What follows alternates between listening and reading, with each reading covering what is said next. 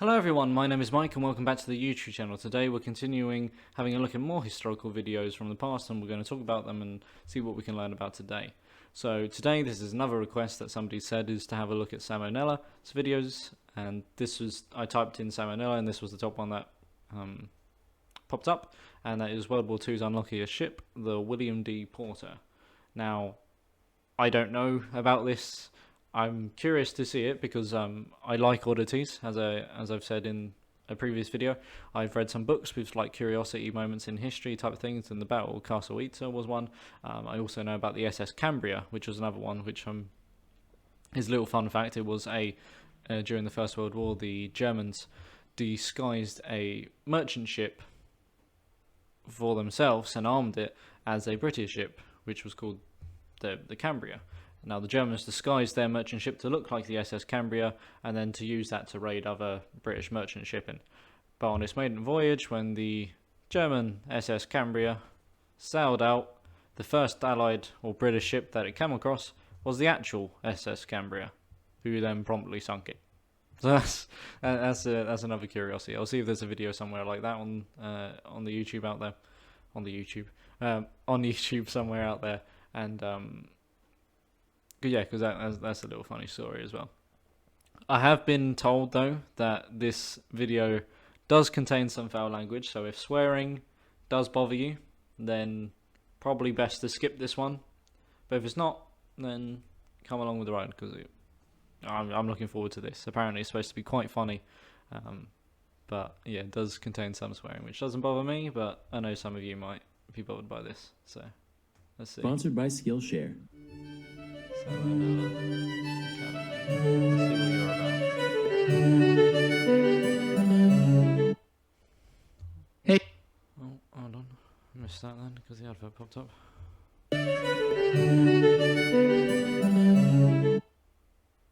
Hey kids, okay. Now some philosophers have called boats the airplanes of the sea, but while every glamorous Glennis has its slow-mo shun, so too does JJ the jet plane have his awful counterpart. Her legacy in many ways resembles my middle school career, a 3-year-long travesty plagued by blunder after blunder due to both gross incompetence and sheer misfortune, with the only silver lining being that it's remembered by relatively few. Meet the USS William D. Porter, nicknamed the Willie D, which was a perfectly acceptable alias in the days before Don't Ask, Don't Tell. She was a Fletcher-class destroyer, which, if you know Fletcher as well as I do, you know he's pretty high-class at destroying. Like when he snapped off my DS screen during summer camp because he was trying to get a better look. Didn't even apologize. He was just like, well, you're not supposed to bring video games to camp anyway. Even though everyone did. Fuck you, Fletcher. You were a counselor. You're supposed to be more mature than us. You're the reason I grew up with a lingering resentment towards authority. And my only reprisal is that I got to draw you as a disgusting fat lard for millions of people.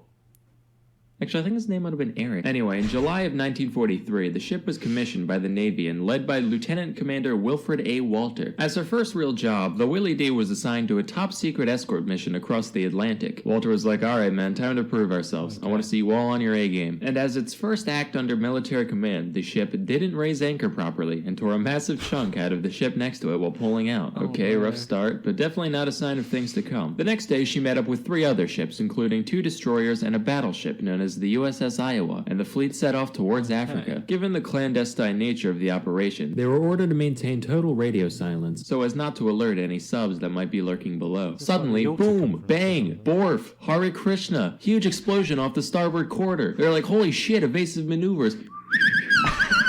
But after however many minutes, the transmission comes in saying, hi, this is Wilfred D. of the Willie Walter. So a depth charge may have accidentally fallen off the ship, and we may have also forgotten to turn off the safety mechanisms on said charge, causing it to detonate immediately. So if you heard a little noise a bit ago, no cause for alarm. Also, sorry for breaking radio silence. Love you, bye. Shortly thereafter, a strange phenomenon was spotted near the ship. Officer, what in the rhyme of the ancient fuck is that? Appears to be a large wave, sir. Jesus Christ, they have that now? Basically everything that wasn't tied down ended up being swept off, and one of the boilers in the engine room got foobarred. But fortunately, no crew members were taken away, except for the one that was. Later, the 4 ships congregated in the waters east of Bermuda when the Iowa decided to test its anti-air abilities and launched a bunch of weather balloons for target practice. A few of these drifted towards the Willie D, and they took some pot shots just for fun, probably wrecking some happy albatross households in the process. Oh no. Okay. So I'm loving this video so far. I need to check out some more of his stuff because this is great.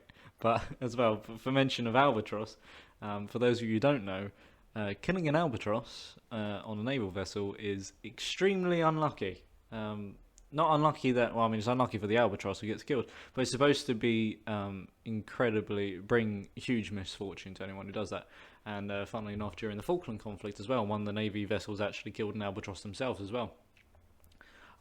Reading the memoirs of those, once they found out that they actually inadvertently killed an albatross, they felt awful about it and kind of this sinking misfortune. And then through the course of the war, this was one of the ships that actually got hit with an Exocet and sunk. So I'm not saying that killing an albatross causes boats to sink, but not very good for naval traditions. Fun fact for you. But Walter was like, men, it's time to redeem ourselves. Spit those crayons out. Don't you know the purple ones are bad for you? Time for some impromptu torpedo drills on the Iowa. Yay! Oh, dude. That was Narnar and the Pow Pow. They're gonna douse their trousers when they see how good we tore those pedos. Say, you guys remember to take the primer out of all of them before launching, right? Yes, sir. Yep. What? Oh, no. Fortunately, the Iowa didn't really have much valuable cargo that could be damaged in the event that the torpedo struck. Oh, except for 32nd President of the United States Franklin Delano Roosevelt, who was being escorted to Cairo as the whole point of the mission. The next 5 minutes aboard the Willie D were just total fucking chaos. Humid sacks of rice, hogs and bats sniffing each other, massive stereos. Commander, we really should radio then. No! I am not breaking any more rules! Do the flashy light thing! Hey, incoming signal from old Iron Brains, a yuck. They're saying they're, going to reverse at full speed? What? Shit off a bowsprit, this ain't working! Fine, call 'em! FaceTime, oofu, I don't give a hoot! The transmission arrived in the nick of time, and the torpedo detonated a safe distance away in the Iowa's wake. Of course, that didn't stop the entire crew of the Willie D from being arrested for, shooting a torpedo at the president. Lawton Dawson, the Elmer's eater from earlier, was initially sentenced to 14 years hard labor, till FDR came out and was like, no, it's okay. Boys will be boys. But we are sending you and the rest of Carnival Cruise Line to Alaska, where there's fewer things to ruin by being yourself. Get it, Carnival Cruise Line? Because you're the worst. And also clowns. So they kicked it for a while in the Aleutians, otherwise known as the tale of the pregnant rat that makes up Alaska. This went on mostly without incident, except for when they were anchored outside an officer's home during a New Year's Eve party, and a sailor got drunk and decided to fire off one of the 5-inch guns for a laugh, ended up sending a bunch of his geranium straight to hell where they belong. Other than that, smooth sailing. Then they hung out at the Philippines for a bit before Central Command was like, alright, looks like you smoothskins are ready for actual missions again. Except you're going to clown college. And the Willie D was sent to the Battle of Okinawa under the leadership of some guy named Charles. Here they actually did some worthwhile stuff until June 10th, 1945, when a kamikaze began to dive towards them. They weren't able to shoot it down, probably because it wasn't American, but it crashed in the water some ways away. They were like, phew, crisis averted, turned their attention elsewhere, unintentionally driving right over where the bomber landed. The plane was like, the hell? Oh, shit, that's right. Bonsai.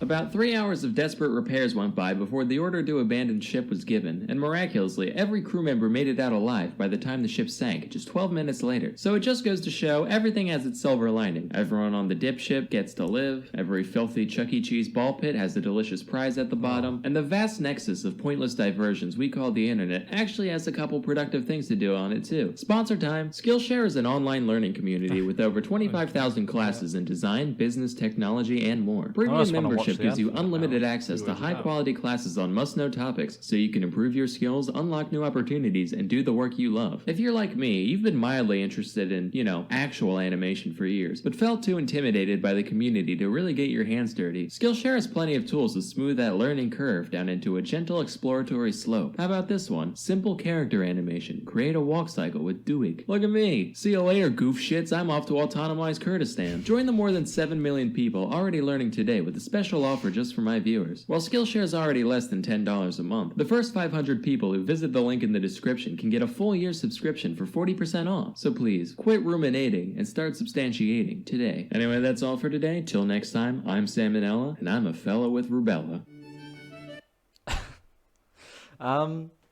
Okay.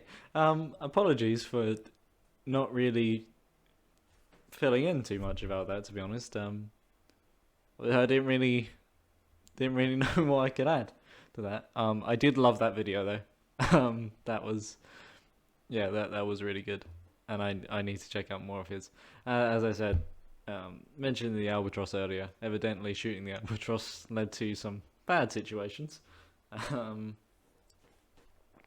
And yeah, I think the only thing that I can really put it comparable to is perhaps the Russian fleet during the Russo-Japanese War, which in itself was a disaster, where they accidentally sunk some British fishermen ships because they mistook them for the Japanese in the North Sea. This then meant that the British barred them to the Suez Canal, which meant that the Russian Navy then had to travel all the way around the Horn of Africa, where they picked up some like monkeys, like half the crew got malaria or something like that, and then eventually, you know, I'm paraphrasing here because a huge amount of stuff happened. Once they actually arrived in kind of the combat theatre, they was near on immediately sunk. So that's something I'll try and see if there's another video out there, perhaps talking about that type of thing, because that might be a rather interesting, fun video to have a look at.